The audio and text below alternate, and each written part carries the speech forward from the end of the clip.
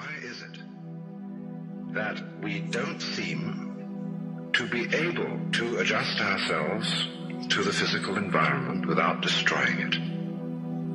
Why is it that in a way this culture represents in a unique fashion the law of diminishing returns, that our success is a failure, that we are building up, in other words, an enormous technological civilization which seems to promise the fulfillment of every wish almost at the touch of a button. And yet, as in so many fairy tales, when the wishes finally materialize, they're like fairy gold. They're not really material at all.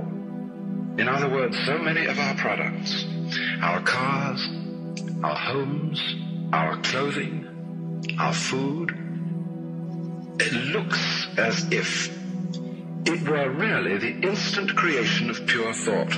That is to say, it is thoroughly insubstantial, lacking in what the connoisseur of wine calls body. And in so many other ways, the riches that we produce are ephemeral. And as a result of that, we're frustrated. We're terribly frustrated. We feel that the only thing is to go on getting more and more. And as a result of that, the whole landscape begins to look like the nursery of a spoiled child who's got too many toys and is bored with them and throws them away as fast as he gets them, plays them for a few minutes. Also, we're dedicated to a tremendous war on the basic material dimensions of time and space. We want to obliterate their limitations. We want to get everything done as fast as possible. We want to convert the rhythms and the skills of work into cash, which indeed you can buy something with, but you can't eat it.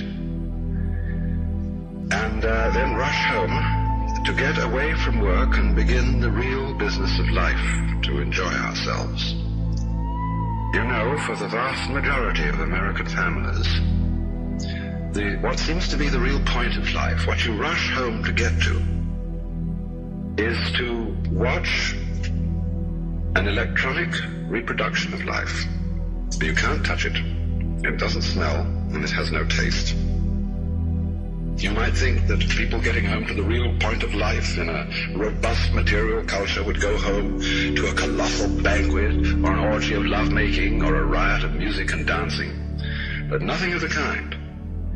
It turns out to be this purely passive contemplation of a twittering screen.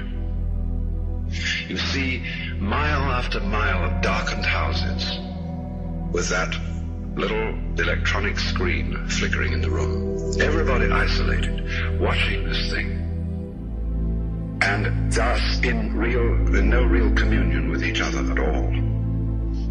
And this isolation of people into a private world of their own is really the creation of a mindless crowd. And so we don't get with each other, except for public expressions of getting rid of our hostility, like football or prize fighting. And even in the spectacles one sees on this television, it's perfectly proper to exhibit people slugging and slaying each other, but oh dear no, not people loving each other, except in a rather restrained way.